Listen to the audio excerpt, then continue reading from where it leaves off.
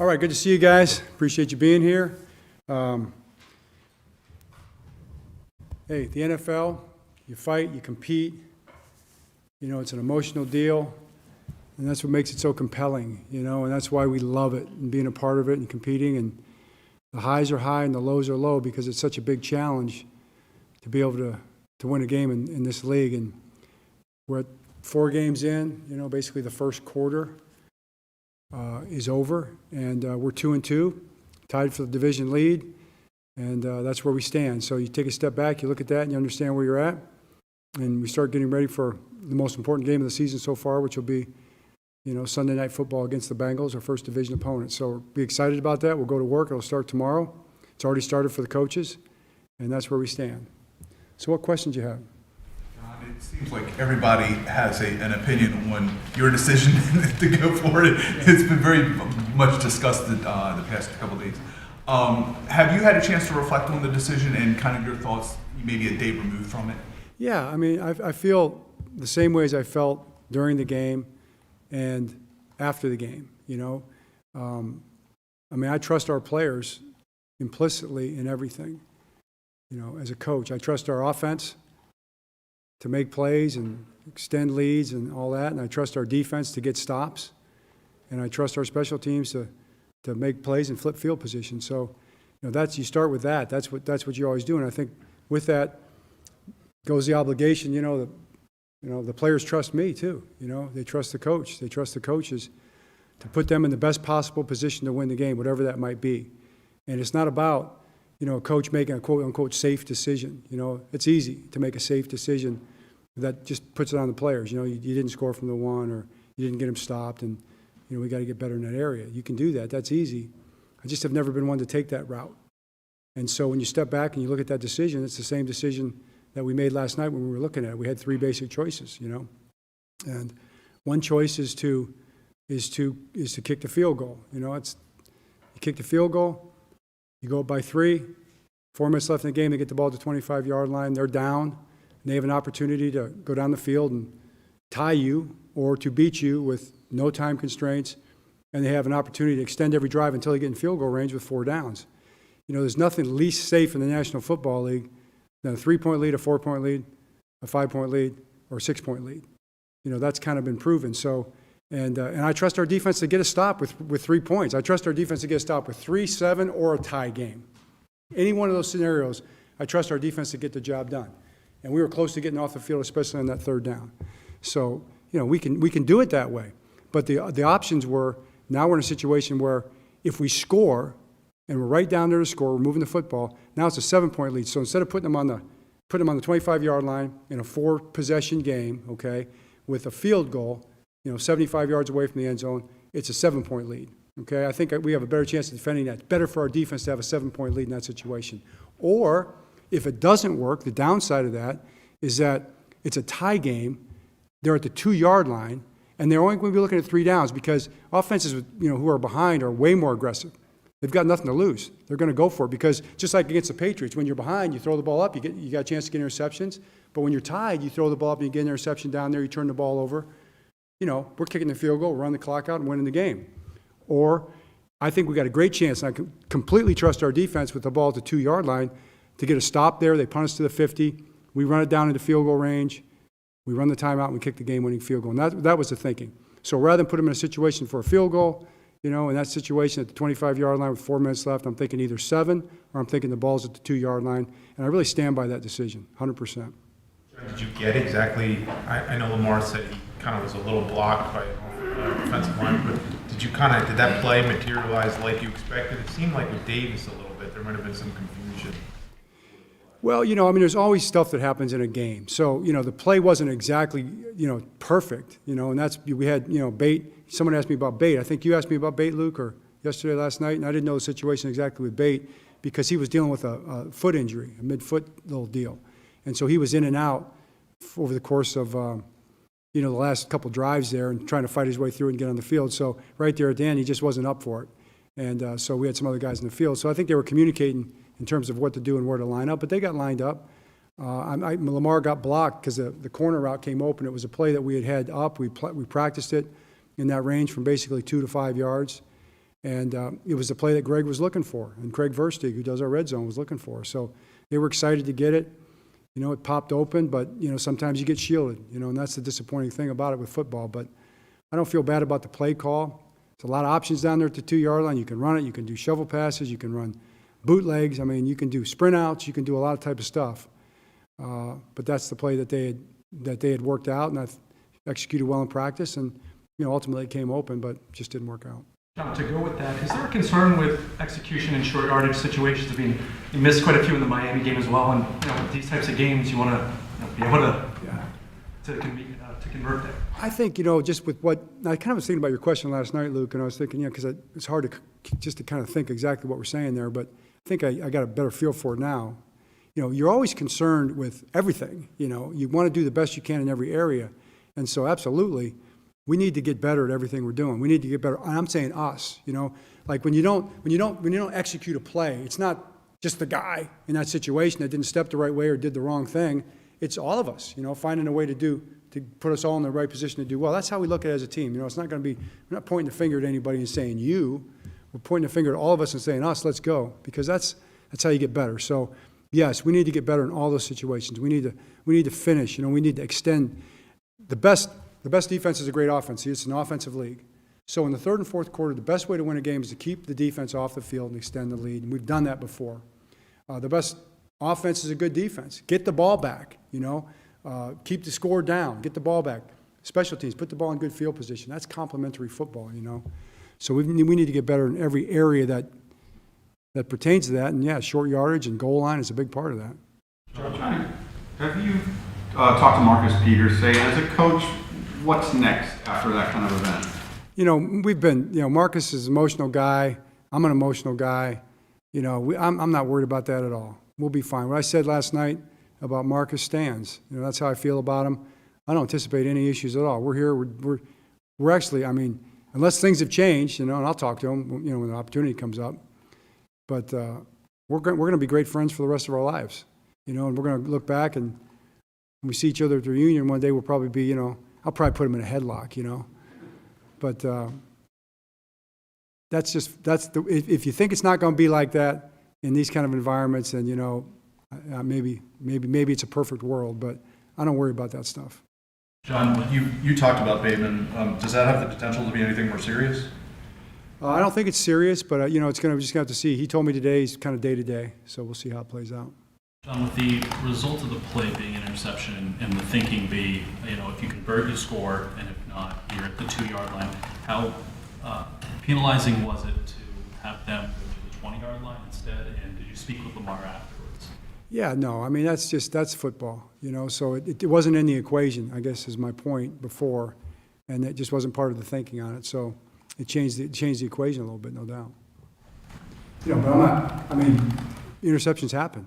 You know, and he's trying to make that play and put the ball up and give the guy a chance to make a play, so I'm not worried about that either.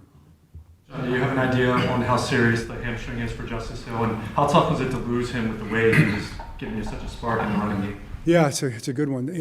We got good news on that. I think we dodged a bullet on that. It's not a serious hamstring. That doesn't mean he won't be out for a little bit, but it's not going to be one of those long-term hamstrings, they say.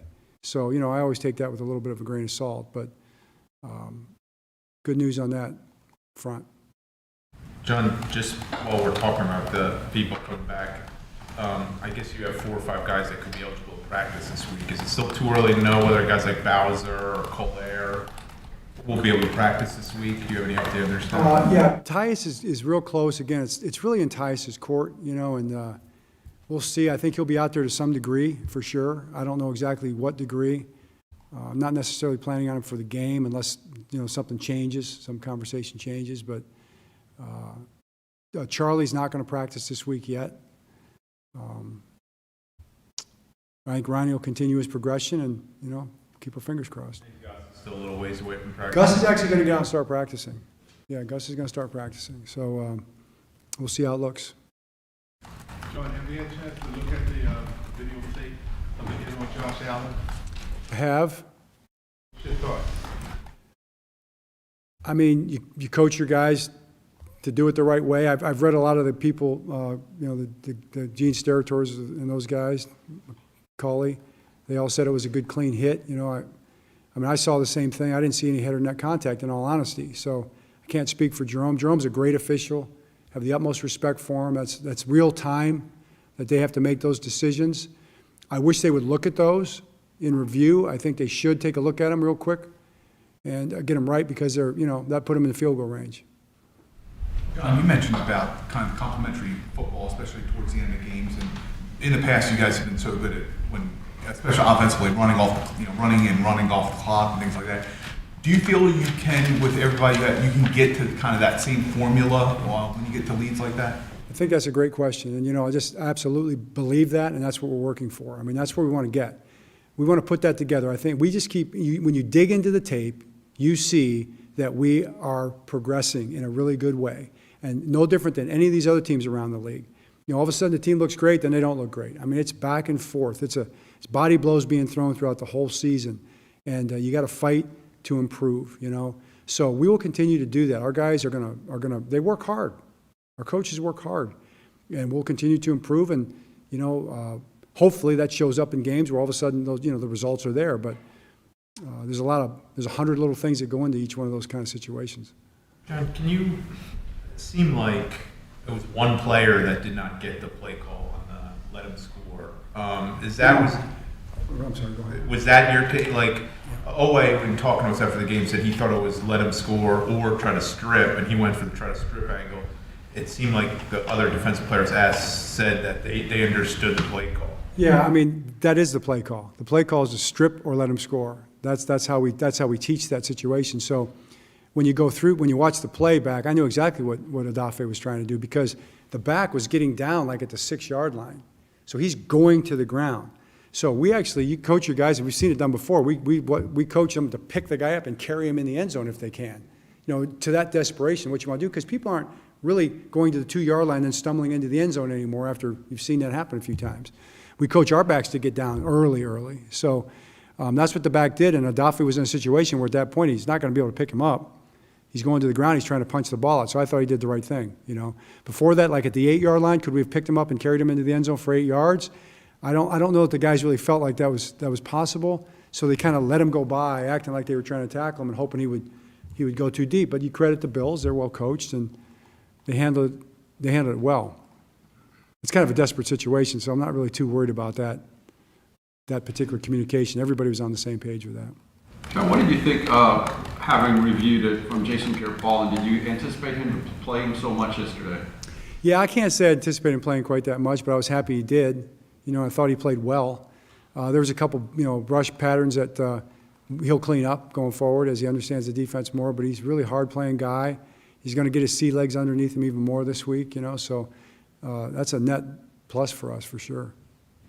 Can you give us your thoughts on Daniel Falele? He's debuted as a starter on the NFL, and also just facing a former Super Bowl MVP. I mean, it was a quite impressive for him. Yeah, he did well. It's great for you to point that out. Daniel, is kind of established himself the last 2 games as a viable guy for us, and as we get guys back, he's still going to be in the mix. So I think he played really well. Morgan Moses over there did a really good job. Those guys had a big task with those pass rushers.